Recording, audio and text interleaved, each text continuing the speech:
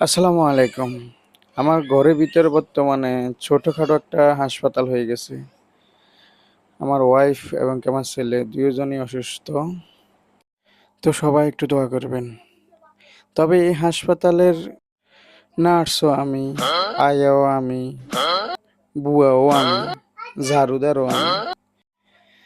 তবে এত বছর পর কাজ করার পর তা বুঝতে পারলাম যে আসলে কতটা কষ্টের। আমাদের বাইরে আমরা যাই করি না কেন, বাইরে থেকে যে বাসাবাড়ির যে কাজগুলা অনেক কষ্টের, অনেক কষ্ট হয়। আজকে আমি না করলে বুঝতে পারতাম না। তো তারপরেও যে বউর দিকে তাকায় সব করলাম।